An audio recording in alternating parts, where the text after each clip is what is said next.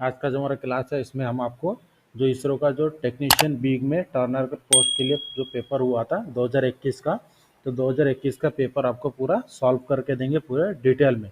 तो यहाँ पर आप देख सकते हैं जो 2021 का टेक्नीशियन बी टर्नर ट्रेड का जो जगह था पूरा पोस्ट वहाँ पे 1413 पूरा पोस्ट था। तो उसमें जो पेपर आए थे तो पेपर आपके सामने जो आप देख सकते हैं जो टर्नर टेक्नीशियन बी के लिए है, ये आपका पेपर है 2021 का। तो जो भी पेपर आपको दिखाई दे रहा है इस पेपर को हम पूरा डिटेल में सॉल्व करके देंगे। जो भी क्वेश्चन दिया गया टेक्निकल और इसके अंदर जो न्यूमेरिकल क्वेश्चन रहते हैं पूरा सॉल्व करके देंगे। तो यहाँ पर आप देख सकते हैं जो जैसे इसरो में 80 क्वेश्चन पूछे जाते हैं, तो यहाँ पर आप देख सकते हैं पूरे टोटल 80 क्वेश्चन ही है। और जो पेपर 2021 में हुआ था उसी पेपर को हम पूरा डिटेल में सॉल्व करके देंगे।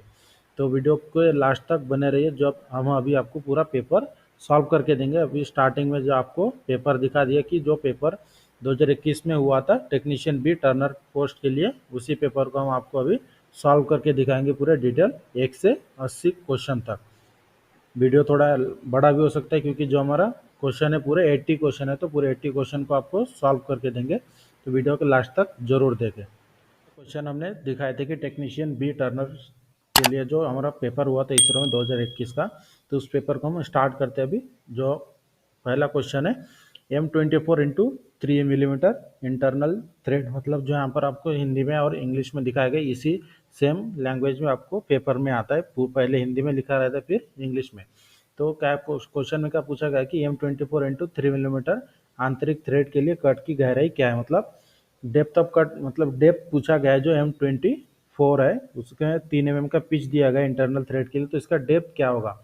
तो जो डेप्थ कैलकुलेशन का जो फार्मूला होता है वो फार्मूला पूछा गया था। तो इसके लिए यहाँ पर आप देख सकते हैं इसका जो आंसर आता है, जो ऑप्शन दिया गया था ऑप्शन में से पहले बी, ऑप्शन नंबर बी का जो ऑप्शन है हमारा 0.6134 × 3, ये होता है इसका डेप्थ निकालने का फार्मूला। तो इसका आंसर कौन सा है, हमारा ऑप्शन नंबर बी सही आंसर है, जो हमने यहाँ पर सॉल्व करके दिया। जो सॉल्यूशन हम आपको अभी दिखा रहे हैं ये पूरा पेपर का सॉल्यूशन है। उसी तरह से सेकंड नंबर का जो क्वेश्चन है, सेकंड नंबर की क्वेश्चन में पूछा गया था कि the taper shank drill are held on the machine by means of, मतलब जो टेपर शैंक ड्रिल होते हैं उसे किसके सहायता से मशीन में फिट किया जाता है, ये जो यही क्वेश्चन में पूछा गया था। तो इसके लिए पहला ऑप्शन था चक, दूसरा ड्रिफ्ट, तीसरा स्लीव और चौथा था वॉइस। तो जो क्वेश्चन था कि टेपर शैंक ड्रिल मशीन में रिक्त स्थान के द्वारा नियंत्रित किया जाता है या फिर होल्ड किया जाता है, जैसे क्वेश्चन ने पूछा है। तो इसका जो सही आंसर आता है स्लीव, स्लीव के साथ टेपर शैंक ड्रिल को ड्रिल चक पे फिट किया जाता है। थर्ड नंबर का क्वेश्चन एक न्यूमेरिकल क्वेश्चन पूछा गया है, जैसे क्वेश्चन टेक्निकल और आपका जो थ्योरी का क्वेश्चन आते हैं उसमें न्यूमेरिकल मिक्स रहते हैं। तो ये न्यूमेरिकल क्वेश्चन है कि 1 किलोग्राम इज रिक्त स्थान केजी, 1 किलोग्राम का कितना केजी होता है, जो क्वेश्चन में पूछा है। तो इसके लिए पहला ऑप्शन है 1000, दूसरा 0.01, तीसरा 0.001 और चौथा ऑप्शन है 0.0001। तो जो 1 kg का 1 ग्राम का केजी में पूछा गया है कि 1 ग्राम इज इक्वल टू कितना केजी होता है। तो 1 ग्राम का अगर केजी में हम डिवाइडेड करेंगे तो इसका आता है 0.001 केजी। अगर 1 kg को ग्राम में कन्वर्ट करेंगे तो 1 kg मतलब होता है 1000 ग्राम।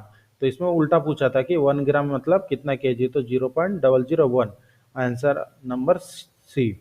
इसके बाद नेक्स्ट क्वेश्चन है चौथे नंबर का, the metre metric micrometre 1 metre is equal to रिक्त स्थान माइक्रोन, मतलब 1 मीटर मतलब कितना माइक्रोन होता है, जो क्वेश्चन में पूछा है। यह भी आपका न्यूमेरिकल क्वेश्चन है। तो इसका जो आंसर था हमारा ऑप्शन नंबर बी 10⁻6, इसके सहायता से, मतलब 10 के पीछे 6 जीरो लगाया जाता है, इसके लिए यहाँ पर ऊपर 6 दिया गया है कि 1 मीटर इज इक्वल टू कितना माइक्रोन होता है। तो ये 10 के पीछे अगर हम 6 जीरो लगाएंगे तो इतना माइक्रोन होता है, और उसको इस तरह से दर्शाया जाता है न्यूमेरिकल में। 5 नंबर का क्वेश्चन है कि हमारा in an interchangeable assembly shaft of size 25.04 plus minus 25.04 minus 0.01 millimetre mate with hole of size 25 plus 0.020 plus 0.000 millimetre the maximum possible clearance in the assembly will be. तो को question में क्या पूछा गया है कि एक शाफ्ट का साइज है जिसमें यहाँ पर आप जो साइज दिया गया इस साइज में इसमें टॉलरेंस दिया गया है, तो इसका सबसे बड़ा क्लियरेंस साइज क्या होगा, जो यही क्वेश्चन में पूछा गया है। तो इसका इसमें जो आपको साइज दिया गया इसके हिसाब से कैलकुलेशन करना होता है। तो यहाँ पर आप देख सकते हैं इसका आंसर आता है ऑप्शन नंबर डी 60 माइक्रोन। तो 60 माइक्रोन किस तरह से आता है यहाँ पर आपको सोल्यूशन भी दिखाया गया है कि 60 यहाँ पे 60। तो देख सकते हैं कि मिनिमम शाफ्ट साइज कितना दिया गया था 25,000 माइनस 0.04, मतलब इसका टोटल साइज आता है 24.96 मिलीमीटर, क्योंकि ये जो माइनस में दिखाया गया सिंबल था ये 4 माइनस करना है। और मैक्सिमम होल साइज कितना दिया गया था उसमें 25 में प्लस में 0.02 दिया गया था। तो इसका टोटल साइज होता है 25.02। तो इसका हम डायरेक्ट अगर कैलकुलेट करेंगे तो इसका आंसर आ जाता है 60 माइक्रोन। तो इसका जो सही आंसर था option number D 60 micron. Next question, question number 5 number का हमने क्वेश्चन सॉल्व कर लिया। 6 नंबर का क्वेश्चन, कि the term tolerance is define as the difference between the. Tolerance को किस तरह से डिफाइन किया जाता है, किसके अलजेब्रिक डिफरेंस को टॉलरेंस कहा जाता है, जो क्वेश्चन में पूछा है। बहुत ही इंपॉर्टेंट क्वेश्चन है। इसके लिए पहला ऑप्शन है maximum limit and basic size. तो जो भी क्वेश्चन आपको हिंदी में दिया गया है और इंग्लिश में, तो सबसे ज़्यादा आपको अगर क्वेश्चन में कुछ डिफिकल्ट रहे तो आपको इंग्लिश को ही रेफर करना है, क्योंकि इंग्लिश में क्वेश्चन बनते हैं उसके बाद उसे ट्रांसलेट किए जाते हैं। ऑप्शन नंबर पहला क्या है, maximum limit and basic size. दूसरा ऑप्शन है maximum limit and minimum limit. तीसरा ऑप्शन है minimum limit and basic size. और चौथा ऑप्शन है actual size and basic size.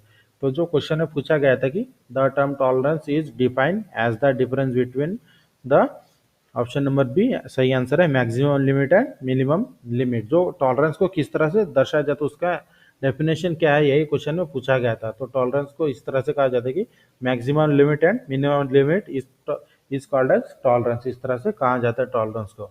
7 number का क्वेश्चन है, for mass production of thread on bolt process follow. मतलब जो क्वेश्चन में क्या पूछा गया कि मास प्रोडक्शन में बोल्ट के ऊपर थ्रेड बनाने के लिए कौन से प्रोसेस को, कौन से पद्धति का उपयोग किया जाता है, कौन से मेथड का। तो इसके लिए पहला ऑप्शन है थ्रेड चेसिंग, दूसरा कोलप्सियल टैब, तीसरा थ्रेड मिलिंग और चौथा ऑप्शन है थ्रेड रोलिंग। तो जो मास प्रोडक्शन में थ्रेड बनाया जाता है नट के ऊपर या फिर बोल्ट के ऊपर, तो उसके बोल्ट के ऊपर क्वेश्चन में पूछा गया है, तो बोल्ट के ऊपर रोलिंग के सहायता से मास प्रोडक्शन में थ्रेड बनाया जाता है कि सबसे फास्ट में उसमें थ्रेड बनता है रोलिंग मेथड में। नेक्स्ट क्वेश्चन है question number 8, angle of Acme thread. तो एंगल एक्मे थ्रेड का एंगल पूछा गया था, तो एक्मे थ्रेड का एंगल होता है हमारा 29 डिग्री। नेक्स्ट क्वेश्चन, जो भी आपको जो भी क्वेश्चन 80 क्वेश्चन हम आपको पूरा डिटेल में सॉल्व करके देंगे। जो भी कैलकुलेशन दिया गया है तो उसको हम पूरा डिटेल सॉल्यूशन में भी दिखाएंगे। तो जो भी वीडियो है हमारा पूरा वीडियो के अंत तक देखना ना भूलें। 9 नंबर का जो क्वेश्चन है, a soft fine grinding wheel is use to grind. जो क्वेश्चन में क्या पूछा गया है कि सॉफ्ट फाइन ग्राइंडिंग व्हील कौन से, किसे ग्राइंड करने के लिए, कौन से मटेरियल को ग्राइंड करने के लिए यूज किया जाता है। तो इसके लिए पहला ऑप्शन है हार्ड एंड ब्रिटल मटेरियल, दूसरा सॉफ्ट एंड डक्टाइल मटेरियल, तीसरा हार्ड एंड डक्टाइल मटेरियल और चौथा ऑप्शन है सॉफ्ट एंड ब्रिटल मटेरियल। तो जैसे क्वेश्चन में पूछा गया था कि सॉफ्ट फाइन ग्राइंडिंग व्हील कौन से मटेरियल को ग्राइंड करने के लिए यूज किया जाता है, तो इसका आंसर है option number a hard and brittle material. Next question, question number 10, the lead of a lead screw can be calculate by the formula. जो क्वेश्चन में क्या पूछा गया है कि लीड स्क्रू के लीड को कैलकुलेट करने का सूत्र कौन सा है, फॉर्मूला पूछा गया है। तो इसके लिए इसका जो सही आंसर आ जाता है pitch into number of start. Lead पूछा गया है, अगर पिच मतलब क्या होता है कि जो सिंगल स्टार्ट और डबल स्टार्ट, ये इसमें आपको फर्क समझना जरूरी है। अगर डबल स्टार्ट रहा तो उस समय ये वाले फॉर्मूला का उपयोग किया जाता है pitch into number of start. अगर हमें लीड कैलकुलेट करना है, lead is equal to pitch into number of start होता है। और अगर सिंगल स्टार्ट रहा तो उस समय क्या होता है, pitch is equal to lead होता है, मतलब जो जितना पिच होता है उतना ही लीड होता है। लेकिन जो हमारा डबल स्टार्ट थ्रेड होता है, डबल स्टार्ट ट्रिपल स्टार्ट, तो उसमें क्या होता है, लीड अगर कैलकुलेट करना है pitch into number of start होता है। जितने भी स्टार्ट होता है यहाँ पर इसे पिच से कैलकुलेट मल्टीप्लाई किया जाता है, जिससे हमारा लीड निकल जाता है। Next question, which of the following is not of the chisel, not of part of chisel. निम्नलिखित में से चीजल का पार्ट कौन सा नहीं है, जो क्वेश्चन में पूछा है। तो इसके लिए पहला ऑप्शन है, इसका जो सही आंसर है option number D snug. Snug जो होता है यह चीजल का पार्ट नहीं होता है।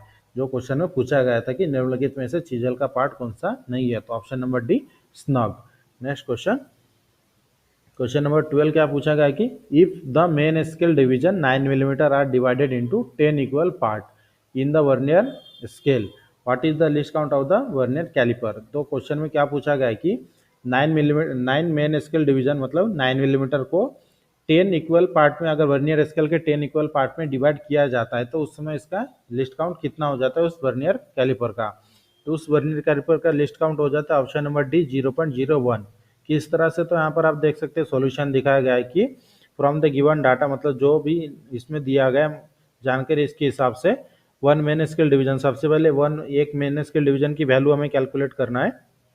1 MHD is equal to 1 millimetre since 10 vernier scale division, मतलब जो क्वेश्चन में दिया गया था कि 10 वर्नियर स्केल डिवीजन के साथ 9 मेन स्केल डिवीजन का माप बराबर है, मतलब इससे अगर डिवाइडेड करेंगे हम कि 1 vernier scale division is equal to 9 divided by 10 MHD is equal to, मतलब मेन स्केल डिवीजन कितना आ जाता है 0.9 मिलीमीटर। तो इसलिए जो अगर लिस्ट काउंट अगर हमें कैलकुलेट करना है तो लिस्ट काउंट का फॉर्मूला होता है 1 main scale division minus 1 vernier scale division. तो उसमें हम वैल्यू पुटअप करेंगे। मेन स्केल डिवीजन की वैल्यू कितना दिया गया, एक मेन स्केल डिवीजन की वैल्यू 1 मिलीमीटर, और जो वर्नियर स्केल की डिवीजन है एक वर्नियर स्केल डिवीजन की वैल्यू कितना है 0.9। तो इसका अगर कैलकुलेट करते हैं तो 0.1 आ जाता है। तो इसका सही आंसर है option number D 0.1 millimetre. Next question, in external thread cutting the diameter of the blank shall be generally less bye of the pitch of the thread.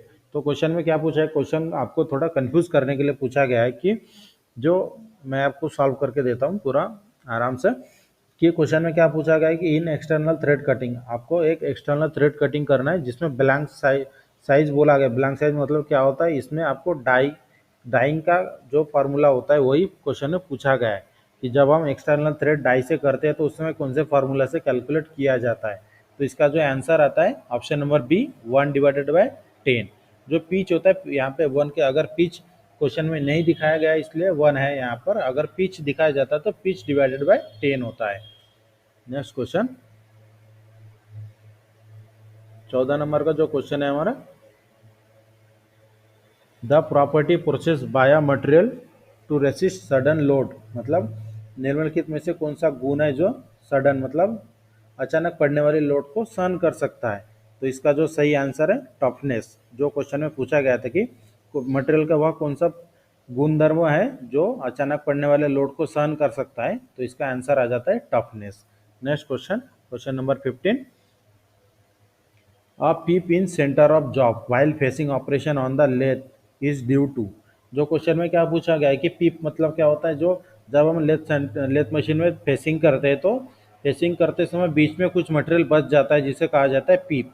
तो ये मटेरियल बचने का कारण क्या है जो क्वेश्चन में पूछा है।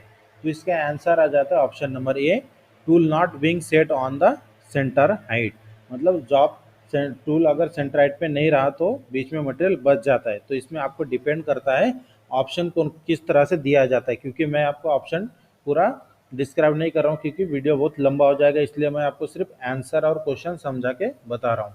तो क्वेश्चन में क्या पूछा गया था कि लेथ मशीन में अगर जब हम फेसिंग करते हैं, फेसिंग करते समय बीच में जो मटेरियल बच जाता है जिसे पीप कहते हैं, वो बचने का कारण क्या होता है। तो जो ऑप्शन हमें दिया गया था उनमें से ऑप्शन नंबर ए था, tool not being set on the centre height, मतलब टूल सेंटर हाइट में ना होने की वजह से इस तरह से मटेरियल बीच में बच जाता है जिसे पीप कहा जाता है। Next question, list count of vernier bevel protector. Vernier bevel protector का लिस्ट काउंट पूछा गया है, तो वर्नियर बेवल प्रोटेक्टर का लिस्ट काउंट होता है 5 मिनट। तो यहाँ पर आपको जो ये 5 के साइड में सिंबल दिखाया गया है ये होता है मिनट का सिंबल, ये आपको ध्यान में रखना है। Next question, the process which remove sufficient metal from the surface around a drill hole to from a true sheet for bolt head or is not, मतलब नट। जो क्वेश्चन में क्या पूछा गया है कि बोल्ट हेड या नट के वास्तविक तल बनाने हेतु वह प्रक्रिया जो एक ड्रिल किए गए होल के चारों ओर की सरफेस से प्राप्त धातु निकाली जाती है। मतलब जो क्वेश्चन में पूछा गया है कि जो एक नट होता है, नट या फिर बोल्ट, इसका जो हेड अगर पैरेलल अगर सरफेस के साथ एकदम फिनिश किया जाना चाहिए तो उस समय कौन सा प्रोसेस किया जाता है ड्रिलिंग करने के बाद।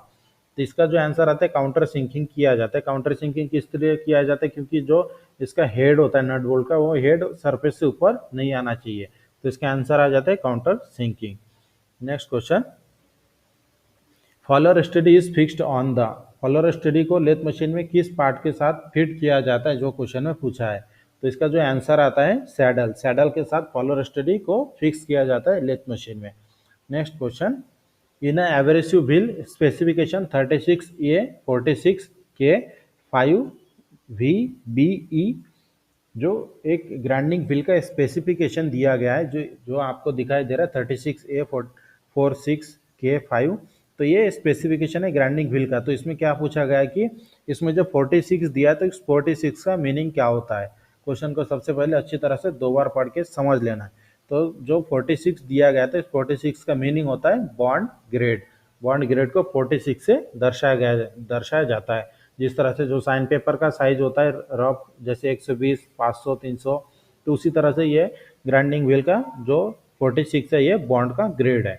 Next question, small particle of material being ground become embed in the space between in grain of the grinding wheel is called. जो क्वेश्चन में क्या पूछा गया है कि चूर्ण हुए धातु के छोटे कण सान चक्र के ग्रेन के बीच की जगह में समाहित हो जाते हैं, उसे क्या कहते हैं। मतलब ग्राइंडिंग व्हील जब हम ग्राइंडिंग करते हैं तो इसके जो जो मटेरियल होता है वो ग्राइंडिंग व्हील में फंस जाते हैं, छोटे छोटे बारीक कण जो होते हैं वो ग्राइंडिंग व्हील में फंस जाते हैं, उसे कौन सा प्रोसेस कहा जाता है, उसे क्या कौन से नाम से जाना जाता है। तो इसका आंसर आता है हमारा लोडिंग, लोडिंग के नाम से जाना जाता है। Next question, the included angle of Morse taper is approximately, मतलब मोर्स टेपर का एंगल कितना होता है, जो क्वेश्चन में पूछा गया था। तो मोर्स टेपर का एंगल होता है 3 डिग्री। नेक्स्ट क्वेश्चन, जो भी क्वेश्चन में आपको कुछ डाउट रहे तो हमें कमेंट करके पूछ सकते हैं, जिसमें हम आपको पूरी सहायता करेंगे। और जो भी हम क्वेश्चन सॉल्व कर रहे हैं, इस क्वेश्चन के पूरे पीडीएफ आपको क्वेश्चन पेपर और सॉल्यूशन दोनों पीडीएफ आपको डिस्क्रिप्शन में मिल जाएगा, जहां से आप डाउनलोड कर सकते हैं। Next question, the carbon content is mild steel, इसका माइल्ड स्टील में कार्बन परसेंट कितना होता है, जो क्वेश्चन में पूछा है। तो इसका जो आंसर आता है ऑप्शन नंबर बी 0.05 से 0.25%। नेक्स्ट क्वेश्चन, एल्यूमिनियम का मेल्टिंग पॉइंट क्या है, जो क्वेश्चन में पूछा है। तो एल्यूमिनियम का मेल्टिंग पॉइंट होता है option number D 660 degree. Next question, convert 140 Fahrenheit 140 degree Fahrenheit two degree Celsius, मतलब 140 डिग्री को हमें डिग्री सेल्सियस में कन्वर्ट करना है, 140 फ़ारेनहाइट को डिग्री में कन्वर्ट करना है। तो इसके आंसर आ जाता है 60 degree on Celsius. Next question, question number 25 क्या पूछा गया है कि diameter 6H7 hole is to be reamed in a steel work piece, what size of drill will be require. जो क्वेश्चन में क्या पूछा गया था कि डायमीटर 6H7 इस साइज की हमें रिमिंग करना है, तो ड्रिल का साइज कितना रखा जाता है। तो इसके जो आंसर आ जाता है ऑप्शन नंबर बी 5.8 मिलीमीटर। तो इसका आंसर जब हम आंसर कैलकुलेट करते हैं रिमिंग साइज निकालने के लिए, तो जो फार्मूला होता है reamer size, drill size equal to reamer size minus bracket में over size plus under size, ये फार्मूला से रिमर का साइज निकाला जाता है। Next question, what will be the result if the clearance angle is in drill is increase, मतलब अगर drilling करते समय क्लियरेंस एंगल बढ़ा दिया जाए तो क्या प्रभाव पड़ता है, यही क्वेश्चन में पूछा है। तो इसका जो आंसर आता है वीक कटिंग एज, मतलब कटिंग एज जो होता है वो कमजोर हो जाता है। अगर हम ड्रिल में क्लियरेंस एंगल बढ़ा देते हैं तो इसका जो कटिंग एज होता है वो कमजोर हो जाता है। Next question, purpose of tumbler gear in lathe is to, tumbler gear का पर्पज क्या, मतलब क्या उद्देश्य होता है टम्बलर गियर का लेथ मशीन में। टम्बलर गियर या 3 गियर का यूनिट होता है जिसे टम्बलर गियर कहा जाता है। तो इस यूनिट का क्या उद्देश्य होता है लेथ मशीन में, जो क्वेश्चन में पूछा था। तो इसके आंसर है option number D, give design direction of movement of the carriage, मतलब कैरेज की डायरेक्शन को चेंज करने के लिए टम्बलर गियर का उपयोग किया जाता है। Next question, question number 28, in an iron carbon phase diagram Y axis represent, मतलब कार्बन फेस डायग्राम में वाई एक्सिस क्या दर्शाता है, जो क्वेश्चन में पूछा है। तो इसका आंसर आ जाता है ऑप्शन नंबर सी टेम्परेचर। जो हमारा होता है कि कार्बन फेस डायग्राम में वाई एक्सिस को टेम्परेचर से दर्शाया जाता है, option number C. Question number 29, the best conductor of heat is, ऊष्मा का उत्तम चालक क्या है, जो क्वेश्चन में पूछा है। तो जो ऑप्शन दिया गया था उस ऑप्शन में सबसे जो बेस्ट कंडक्टर है हीट का, option number B silver. Next question, जो कोई भी क्वेश्चन अगर नहीं समझे तो उसे थोड़ा सबसे पहले इंग्लिश में आपको 2-3 बार पढ़ के पहले समझ लेना कि क्वेश्चन में क्या पूछा गया है। तो ये भी आपका एक जनरल क्वेश्चन है, जो जनरल नॉलेज में आपका न्यूमेरिकल उसमें से एक क्वेश्चन है, ये टेक्निकल नहीं है। तो ऑप्शन क्वेश्चन नंबर 30 क्या पूछा गया है कि अ bottle weighing 100 kg is filled with 80 cc of petrol of density 0.75 gram cc. The total weight of the bottle is. तो जो क्वेश्चन में पूछा गया था कि इसका टोटल वेट हमें कैलकुलेट करना था, तो जो जिसके लिए 100 kg दिया गया था बॉटल का वेट, इसमें 80 cc पेट्रोल और डेंसिटी 0.75 ग्राम पर सीसी था। तो इसका जो कैलकुलेट करने पर इसका वेट निकालता है 160 kg। अगर आपको क्वेश्चन में कुछ डाउट रहा है, फिर फार्मूला अगर आपको नहीं पता है तो हमें कमेंट करके पूछ सकते हैं, हम आपको सॉल्यूशन भी बता देंगे और इसका जो फार्मूला होता है फार्मूला भी बता देंगे पूरे आपको डिटेल में। Next question, which of the following is disadvantage in forming taper with the compound slide method. Compound slide method से टेपर टर्निंग करते समय डिसएडवांटेज क्या है, जो क्वेश्चन में पूछा है कि निम्नलिखित में से कौन सा एक डिसएडवांटेज है जिससे जब हम कंपाउंड स्लाइड मेथड से टेपर टर्निंग करते हैं। तो इसका आंसर आ जाता है option number D, taper length is limited to the movement of the top slide. मतलब टेपर लेंथ, टेपर की हम कुछ लंबाई तक, मतलब कुछ लिमिटेड लंबाई तक ही हम टेपर टर्निंग कर सकते हैं जिसमें टॉप स्लाइड जितना मूवमेंट करता है।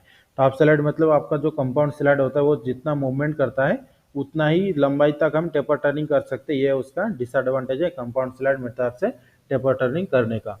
32 नंबर का क्वेश्चन है, the following is not a part of combine set, combination set. जो कॉम्बिनेशन सेट होता है वो मेजरिंग इंस्ट्रूमेंट होता है। तो कॉम्बिनेशन सेट में से सेट में निम्नलिखित में से कौन सा पार्ट नहीं है कॉम्बिनेशन सेट का, जो क्वेश्चन में पूछा था।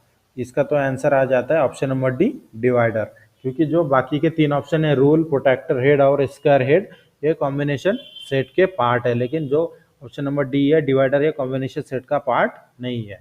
Next question, precision instrument for measuring angle, निम्नलिखित में से कौन सा प्रिसिशन इंस्ट्रूमेंट है मेजरिंग एंगल मेजरमेंट करने का। तो इसका जो आंसर आ जाता है option number B, sine bar. बाकी के जो मेजरिंग इंस्ट्रूमेंट दिए है इसमें से सबसे ज़्यादा एक्यूरेसी से कौन साइन बार के सहायता से हम एंगल को मेजर कर सकते हैं। Next question, improper crest flat root radius and profile error during thread forming operation can be correct by. जो क्वेश्चन में पूछा गया है कि थ्रेडिंग करते समय अगर उसका क्रेस्ट फ्लैट और रूट रेडियस और प्रोफाइल अगर खराब हो जाता है तो उसे सुधारने के लिए कौन से प्रोसेस का उपयोग या फिर किसके सहायता से हम उसे सुधार सकते हैं, जो क्वेश्चन में पूछा है। तो उसका जो आंसर आ जाता है option number C, chaser. Chaser के सहायता से हम थ्रेड को सुधार सकते हैं, जो डैमेज हो जाता है उसे सुधार सकते हैं हम चेजर की सहायता से। चेजर का काम वही होता है कि जो डैमेज थ्रेड होते हैं उसे सुधारने के लिए चेजर का उपयोग किया जाता है। 35 नंबर का क्वेश्चन है, विच of the following is considered under the category of form tolerance. Tolerance, जो क्वेश्चन में क्या पूछा गया है कि निम्नलिखित में से कौन सा फॉर्म टॉलरेंस की श्रेणी के अधीन आता है, टॉलरेंस के अंडर आता है। तो इसका जो सही आंसर आता है फ्लैटनेस। जो ऑप्शन दिया तो इसमें से इसका आंसर आता है option number C, flatness. Next question, the types of prefer thread when major act on the flank of the thread is. तो क्वेश्चन में क्या पूछा गया है कि जो थ्रेड है, थ्रेड का फ्लैंक अगर एक साइड में काम करता है, एक साइड से काम करता है, मतलब एक जब हम थ्रेड को यूज करते हैं अगर उस थ्रेड का प्रेशर पूरा वन साइड में, वन साइड के फ्लैंक पे आता है, तो उसे इस तरह के थ्रेड को क्या कहा जाता है, कौन सा थ्रेड कहा जाता है। तो इसका आंसर आता है option number D, buttress thread. क्योंकि बटरस थ्रेड का जो एंगल होता है, जो फ्लैंक होता है, वन साइड 45 डिग्री और वन साइड 90 डिग्री, जिसकी वजह से इसका जो प्रेशर आता है पूरा वन साइड के फ्लैंक पर प्रेशर आता है। नेक्स्ट क्वेश्चन, 37 नंबर का question, grade the following in term of increasing hardness of cutting tool. तो क्वेश्चन में क्या पूछा गया है कि ग्रेड द फॉलोइंग टर्म्स, मतलब ये कटिंग टूल के मटेरियल और इसकी ग्रेड दिखाया गया है। तो इसे हमें, इस टर्म को हमें ग्रेडिंग करना था, जैसे diamond, stellite, high speed steel, cemented carbide.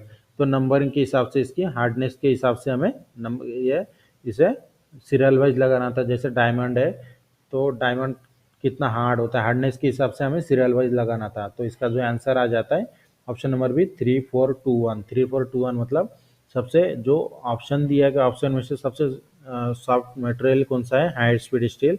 उसके बाद 4 नंबर का है सीमेंटेड कार्बाइड, उसके बाद 2 नंबर का है स्टेलाइट, और सबसे हार्ड होता है डायमंड। तो डायमंड सबसे 1 नंबर मतलब लास्ट। इस जो कॉम्बिनेशन दिया इस कॉम्बिनेशन सबसे बेस्ट है।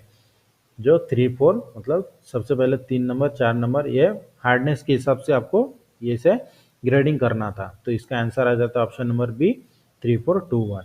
Option question number 38, Indian standard IS 24281964 deal with. जो क्वेश्चन में क्या पूछा गया था कि भारतीय मानक मतलब इंडियन स्टैंडर्ड IS 24281964 किससे संबंधित है। तो इसका आंसर आ जाता है option number B classification of metric thread. Metric thread का ये इंडियन स्टैंडर्ड का ग्रेड है, मतलब इंडियन स्टैंडर्ड इस तरह से दिखाया जाता है। अगर कोई भी जो होता है मेट्रिक थ्रेड उसके सामने इस तरह से जैसे ISO मार्क होता है उस तरह से इस थ्रेड के ऊपर इंडियन स्टैंडर्ड की मार्क होता है, जिसे इस तरह से दर्शाया जाता है। Next question, ISO 4 cutting tool refer to. ISO 4 के हिसाब से कटिंग टूल कौन से कटिंग टूल को रेफर किया जाता है, जो क्वेश्चन में पूछा है। तो इसका आंसर आ जाता है option number C wide nose square turning tool. जो क्वेश्चन में पूछा था कि ISO Indian standard organisation 4 cutting tool refer to, मतलब इंडियन स्टैंडर्ड ऑर्गेनाइजेशन 4 के हिसाब से कटिंग टूल कौन सा रेफर करते हैं। तो इसका आंसर है हमारा option number C wide nose square turning tool. Next question, question number 40, sine bar कौन से मटेरियल से बना होता है। जो बहुत ही इंपॉर्टेंट क्वेश्चन है कि साइन बार कौन से मटेरियल से बनाया जाता है। तो इसका आंसर है option number B stabilise chromium steel. Next question 41, calculate करना है कि हमें cutting speed for a cutting speed 120 millimetre पर minute if the job diameter 25 50 and 75 मिलीमीटर the RPM of the spindle will be. तो क्वेश्चन में हमें क्या करना था कि हमें कटिंग स्पीड निकालना था, जिस RPM निकालना है, स्पिंडल विल बी मतलब RPM यहाँ पे लास्ट में बताया गया है कि द RPM ऑफ द मतलब RPM रेवोल्यूशन पर मिनट हमें कैलकुलेट करना है, जिसके लिए कटिंग स्पीड 120 मिलीमीटर पर मिनट दिया है और जॉब का साइज दिया 25, जॉब का डायमीटर 25 50 और 75। तो अगर हमें कैलकुलेट करना है RPM, तो RPM का फॉर्मूला आता है RPM is equal to cutting speed multiply by V। मतलब अगर हमें स्पिंडल स्पीड कैलकुलेट करना है cutting speed is equal to cutting speed into 1000 divided by pi into D है। इस फार्मूला का उपयोग करके हमें कैलकुलेट करना है। ये ज़्यादा हार्ड नहीं है इसलिए हम आपको सॉल्यूशन नहीं दिखाया है। अगर आपको हार्ड लगता है तो आप हमें कमेंट करके पूछ सकते हैं, हम आपको डिटेल में सॉल्यूशन दे देंगे। Question number 42, in the designation of carbide insert EN refer to. जो क्वेश्चन में क्या पूछा गया था कि in the designation of carbide insert, carbide के जो इंसर्ट होते हैं उसमें जो N नंबर का इंसर्ट होता है वो क्या दर्शाता है, जो क्वेश्चन में पूछा है। तो इसका जो आंसर आता है option number C nose radius. N मतलब क्या होता है नोज रेडियस, जो कार्बाइड के इंसर्ट को दर्शाता है EN के रूप से। Next question, Which of the following maintenance schedule is suitable for high precision machine tool? कौन सा मेंटेनेंस शेड्यूल बनाया जाता है हाई प्रिसीजन मशीन टूल्स के लिए, जो क्वेश्चन में पूछा है। तो इसका आंसर आता है ऑप्शन नंबर है प्रिवेंटिव मेंटेनेंस। प्रिवेंटिव मेंटेनेंस में जो हाई प्रिसीजन मशीन टूल होता है इसके लिए मेंटेनेंस शेड्यूल बनाया जाता है प्रिवेंटिव मेंटेनेंस। और शेड्यूल कौन से भी जो मेंटेनेंस टाइप है तो शेड्यूल सिर्फ प्रिवेंटिव मेंटेनेंस में ही होता है। Next question, how many forces are acting during orthogonal cutting and oblique cutting. Orthogonal cutting और ऑब्लिक कटिंग में कितने फोर्स काम करते हैं, जो क्वेश्चन में पूछा है। तो इसके लिए पहले इसका जो सही आंसर है 2 और 3, 2 से 3 फोर्स काम करते हैं ऑर्थोगोनल और ऑब्लिक कटिंग में। नेक्स्ट क्वेश्चन, तो जो क्वेश्चन में क्या पूछा गया था कि फाइंड द टाइम रिक्वायर, हमें टाइम कैलकुलेट करना है, मशीनिंग टाइम हमें कैलकुलेट करना है, जिसके लिए जॉब की लंबाई दिया है 350 मिलीमीटर, उसका साइज डायमीटर दिया है 50 मिलीमीटर, कटिंग स्पीड 35 मीटर पर मिनट और फीड रेट दिया है 0.5 मिलीमीटर पर रेवोल्यूशन। तो इसका जब मशीनिंग टाइम हम कैलकुलेट करते हैं, मशीनिंग टाइम कैलकुलेट करने का फार्मूला आता है machining time equal to length of job multiply by number of cut और divided by feed into RPM. इस फार्मूला का प्रयोग करके आपको मशीनिंग टाइम निकालना होता है। तो इसका आंसर आ जाता है 3 मिनट 14 सेकंड आता है, इसका आंसर है। इसके लिए हम आपको पीडीएफ में पूरा सॉल्व करके दे देंगे फार्मूला के साथ। नेक्स्ट क्वेश्चन है, the life of a lathe tool is 400 minute when operating at the cutting speed 40 meter per minute, given the vt is equal to c, find the highest cutting speed that will give the tool life is 900 min, the value of n, the value of n is 0.5। तो question में हमें calculate क्या करना था, cutting tool की tool life calculate करना था। तो इस कटिंग जो बाकी के जो गिवन डाटा दिया इसके हिसाब से जब हम कटिंग टूल की लाइफ कैलकुलेट करते हैं तो इसका आंसर आ जाता है 26.67 मीटर पर minute. Next question, calculate the height of the slip gauge pack required to rise 100 mm sine bar to an angle of 30 degree. तो हमें कैलकुलेट करना है स्लिप गेज का हाइट। तो स्लिप गेज का हाइट का कैलकुलेट करने का जो फॉर्मूला आता है, height of slip gauge divided by length of sine bar. मतलब जो फार्मूला दिया गया इसमें हाइट ऑफ स्लिप गेज, मतलब हाइट ऑफ स्लिप गेज अगर हमें कैलकुलेट करना है, height of slip gauge is equal to length of side bar divided bye हमें calculate the height of slip gauge. तो साइन थीटा का हमें उपयोग करना होता है। Sine theta is equal to height of slip gauge divided by length of sine bar. तो sine theta की वैल्यू कितना दिया गया है, तो यहाँ पर आप देख सकते हैं 30 डिग्री। तो ये जो फार्मूला दिया इस फार्मूला जैसे फार्मूला आता है sine theta is equal to height of slip gauge divided by length of sine bar, इस फार्मूला का प्रयोग करके आपको कैलकुलेट करना होता है।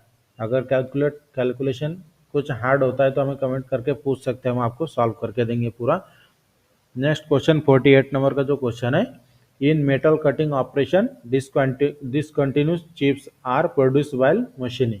जैसे मेटल कटिंग ऑपरेशन हम कोई भी टर्निंग ऑपरेशन करते हैं उसमें अगर चिप्स अगर डिसकंटिन्यूस निकलते हैं तो उस समय वह मटेरियल का गुणधर्म कौन सा होता है, जो क्वेश्चन में पूछा है। तो इसका आंसर आ जाता है ब्रिटल मटेरियल। अगर ब्रिटल मटेरियल होता है जैसे कास्ट आयरन होता है, अगर उससे हमें उसकी अगर टर्निंग करते तो जो चिप्स निकलते हैं वो कंटिन्यूसली नहीं निकलते, डिसकंटिन्यूस चिप्स निकलते, यही क्वेश्चन में पूछा था। नेक्स्ट क्वेश्चन है जो 49 का एक क्वेश्चन है, न्यूमेरिकल क्वेश्चन पूछा गया था। तो यहाँ पर आप देख सकते हैं जो न्यूमेरिकल क्वेश्चन दिया गया है, तो इसको कैलकुलेट करने के बाद इसका आंसर आ जाता है option number A 45 9 divided by 16। तो अगर न्यूमेरिकल क्वेश्चन में भी आपको कुछ प्रॉब्लम रहा तो भी कमेंट करके पूछ सकते हैं, तो हम आपको पूरा हेल्प करके सॉल्व करके देंगे जो भी क्वेश्चन में आपको डाउट रहे। तो 50 नंबर का क्वेश्चन है, what is the value of hexagonal prism which is having a side length of 8 centimetre and height of 20 centimetre. तो क्वेश्चन में क्या पूछा गया था कि what is the value of hexagonal prism. Hexagonal prism का वैल्यू हमें कैलकुलेट करना था, जिसके लिए साइड की लंबाई दिया है 8 सेंटीमीटर और हाइट दिया है 20 सेंटीमीटर। तो इसका अगर कैलकुलेट करते हैं हम तो इसका आंसर आ जाता है option number C 1920 under root by 3 centimetre cube. तो किस तरह से, तो यहाँ पर आप देख सकते हैं सोल्यूशन में आपको फॉर्मूला और कैलकुलेशन करके पूरा समझा के दिया है कि किस तरह से कैलकुलेशन किया जाता है। नेक्स्ट क्वेश्चन 51 नंबर का क्वेश्चन में क्या पूछा गया है कि 1 डिग्री 7 मिनट और 12 सेकंड माइनस 9 मिनट 8 सेकंड, हमें माइनस करना है 1 डिग्री 7 मिनट और 12 सेकंड से अगर हमें 9 मिनट और 8 सेकंड माइनस करते हैं तो इसका आंसर कितना आ जाता है। तो इसका आंसर आता है option number D 58 minute 4 second. क्योंकि ये जो डिग्री दिखाया गया है, डिग्री कितना होता है 60 मिनट का 8 डिग्री होता है, तो इसका अगर हम माइनस करते हैं तो इसका आंसर आता है option number D 58 minute 4 second. Next question, which of the following are side of a right angle triangle. Right angle triangle का साइड क्या होता है, जो क्वेश्चन में पूछा गया कि निम्नलिखित में से समकोण त्रिभुज के पार्श्व कौन से है। तो इसका आंसर आ जाता है 2 4 5, जो ऑप्शन दिया गया है ऑप्शन में से आंसर आता है 2 4 और 5। नेक्स्ट क्वेश्चन 53 का क्वेश्चन क्या पूछा गया है कि एक कार है, a car covered at distance of 270 kilometre in 6 hour. मतलब एक कार है जो 270 किलोमीटर 6 घंटे में कंप्लीट करता है। If the car travel with a uniform speed, how much time more required to travel total distance 450 kilometre. मतलब वही कार अगर सेम स्पीड से चलते रहे तो 450 किलोमीटर दूरी तय करने के लिए कितने समय लगेगा, जो क्वेश्चन में पूछा है। तो इसका आंसर आ जाता है आपका ऑप्शन नंबर बी 10 घंटे। 10 घंटे किस तरह से आता है, तो इसका जो फार्मूला आता है distance is equal to time divided by time. तो इसी फार्मूला के सहायता से आपको कैलकुलेट करना होता है। अगर कैलकुलेशन में कुछ प्रॉब्लम है तो आप हमें कमेंट करके पूछ सकते हैं, हम आपको पूरा मदद करेंगे सॉल्यूशन के साथ, जो फार्मूला और कैलकुलेशन आपको पूरा सॉल्व करके देंगे। Next question, an athlete run 300 metre in 54 second, what is the speed. जो क्वेश्चन में क्या पूछा गया था कि एक एथलीट है जो 300 मीटर 54 सेकंड में तय करता है, तो उसकी स्पीड कितना है, जो क्वेश्चन में पूछा था। तो इसका आंसर आ जाता है option number A 12 kilometre per hour. Next question, number of grade for fundamental tolerance. Fundamental tolerance के ग्रेड कितने होते हैं, जो क्वेश्चन में पूछा है। तो जो फंडामेंटल टॉलरेंस के ग्रेड होते हैं वो टोटल होता है हमारा 18 टॉलरेंस होते हैं। तो यहाँ पर आप नीचे एक्सप्लेनेशन देख सकते हैं, limit and fit comprise 18 grade of fundamental tolerance for both shaft and hole designation। जो आपका क्वेश्चन में पूछा गया था कि फंडामेंटल टॉलरेंस ग्रेड कितने होते हैं, तो टोटल हमारे 18 ग्रेड होते हैं। उसका स्टार्टिंग होता है IT01 IT0, ये होता है स्टार्टिंग के दो, और उसके बाद सीरियल नंबर IT1 से IT16 तक होता है। तो टोटल हमारा 18 ग्रेड होता है फंडामेंटल टॉलरेंस। जो भी आपका टेक्निकल क्वेश्चन है, टेक्निकल क्वेश्चन आपको पूरा डिटेल में हम आपको समझा के देंगे। 56 नंबर का क्वेश्चन है, a point to point control system in CNC machine is suitable for. Point to point control system CNC machine कौन से, इसके लिए कौन से ऑपरेशन के लिए सुटेबल है, जो क्वेश्चन में पूछा था। तो इसका आंसर आ जाता है option number C drilling. Drilling के लिए सबसे बेस्ट होता है point to point control system. जो सबसे पहले एएनसी न्यूमेरिकल कंट्रोल आया था उसमें सबसे पहले यही था कि point to point control system था, जो ड्रिलिंग के लिए सबसे ज़्यादा उपयोग किए जाते थे। Next question, identify the fit that is not a transaction fit. जो निम्नलिखित में से कौन सा ट्रांजेक्शन फिट नहीं है, ये हमें पहचानना था। तो इसके लिए पहला ऑप्शन श्रिंक फिट, दूसरा पुश फिट, तीसरा लाइट की फिट और चौथा नॉन ऑफ द अबव। तो जो क्वेश्चन में पूछा था कि identify the fit that is not a transaction fit, निम्नलिखित में से कौन सा ट्रांजेक्शन फिट नहीं है, तो इसका आंसर है ऑप्शन नंबर सी लाइट की फिटिंग। ट्रांजेक्शन फिट मतलब क्या होता है, जिसे हमें प्रेशराइज करके या फिर प्रेस मशीन से फिट किया जाता है या फिर हैमरिंग करके, जिसे कहा जाता है transition fit. Next question, triple T curve refer to. Triple T का मतलब क्या होता है, जो क्वेश्चन में पूछा था। तो ट्रिपल टी का मतलब होता है option number B temperature time and transformation. जो क्वेश्चन में क्या पूछा गया था कि triple T curve refer to, तो इसका आंसर है option number B temperature time and transformation. Next question, the carbon percent range from hyper eutectoid steel. जो क्वेश्चन में पूछा गया है कि हाइपर यूटेक्टाइड का कार्बन प्रतिशत कितना होता है, तो इसका आंसर है ऑप्शन नंबर ए 0.8 से 2.0%। Next question, effective diameter of the thread can be measure using. जो थ्रेड होता है, थ्रेड का अगर हमें इफेक्टिव डायमीटर मेजर करना है तो उस समय कौन से मेथड से हम मेजर कर सकते हैं, जो क्वेश्चन में पूछा है कि निम्नलिखित में से कौन से मेथड की सहायता से हम इफेक्टिव डायमीटर को मेजर कर सकते हैं। तो इसके आंसर आ जाता है option number B 3 wire method. Next question, the roughness value of grade N1 in micron is. जो क्वेश्चन में पूछा है कि रफनेस वैल्यू N1 जो रफनेस वैल्यू दिया गया है, तो इसका माइक्रोन में कितना इसका वैल्यू होता है, यही क्वेश्चन में पूछा है। तो रफनेस वैल्यू पूरा टोटल N12 तक होता है। तो जो N12 में से N1 का जो रफनेस वैल्यू है, इसका मान होता है 0.025 माइक्रोन। पूरे माइक्रोन में रफनेस वैल्यू होता है माइक्रोन में। तो इसका आंसर है option number C 0.025। Next question, material for realise various part, match the types of material for realise. मतलब जो क्वेश्चन में पूछा गया है कि ये जो आपको मटेरियल दिया गया, इसे हमें फिलिंग जो मैच करना है, कि जैसे विंकलर बॉडी है, इसे कौन से मटेरियल से मैच करते हैं, तो उसी तरह से आपको मैच करना है।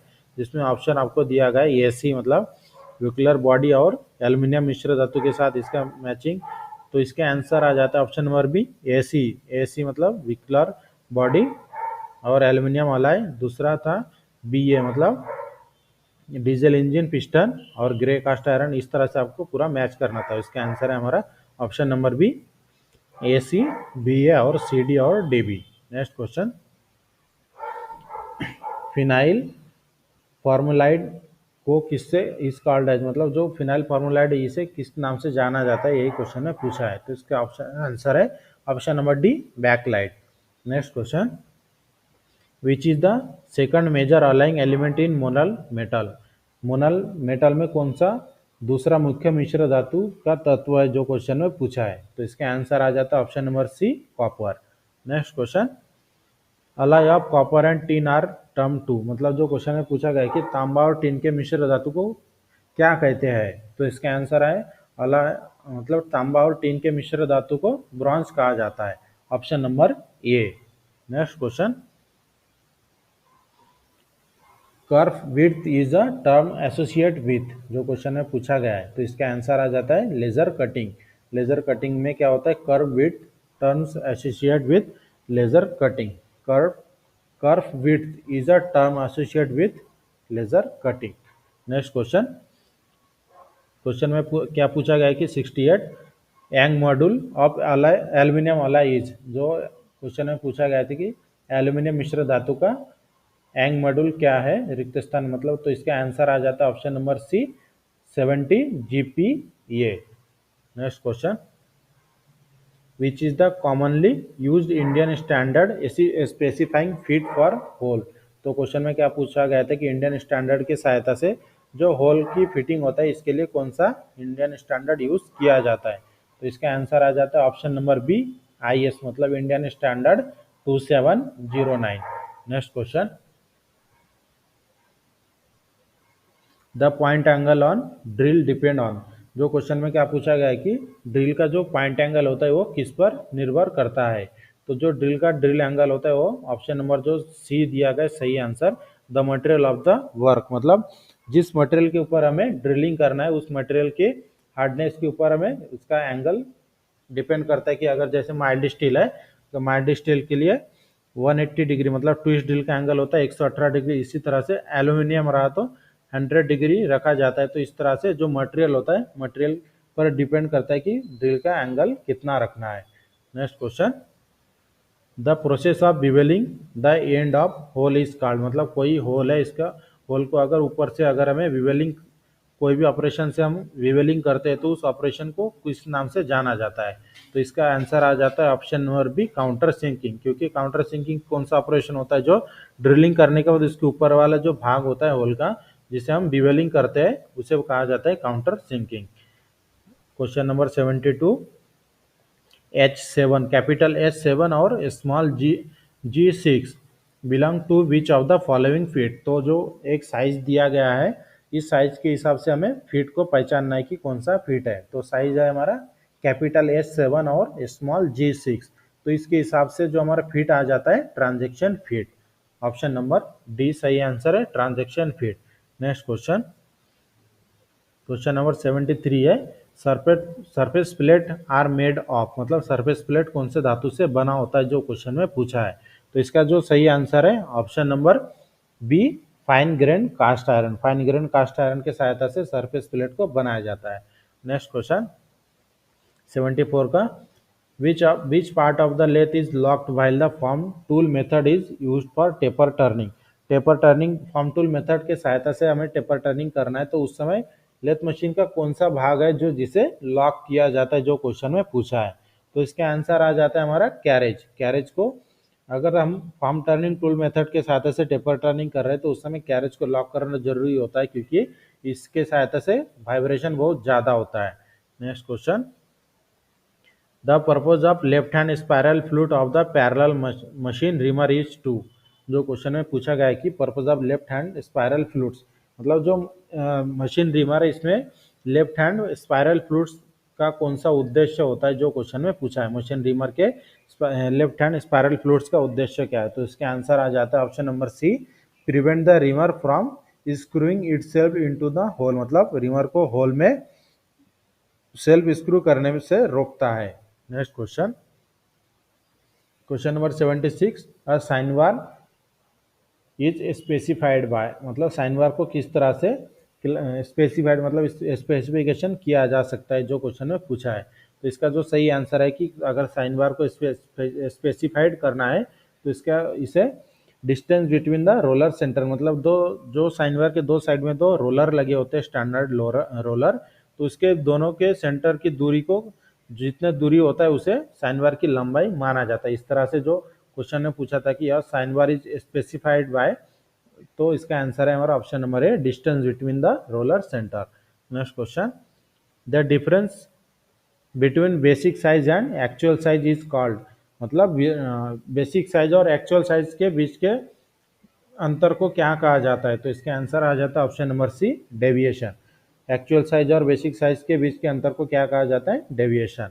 Next question, in Indian standard system of fit small letter indicate, जो इंडियन स्टैंडर्ड सिस्टम है फीट का, इसमें जो कैपिटल स्मॉल लेटर से जो दर्शाया जाता है तो वो किसके लिए होता है, होल के लिए होता है, शाफ्ट के लिए होता है, टेपर के लिए या फिर रेडियस के लिए।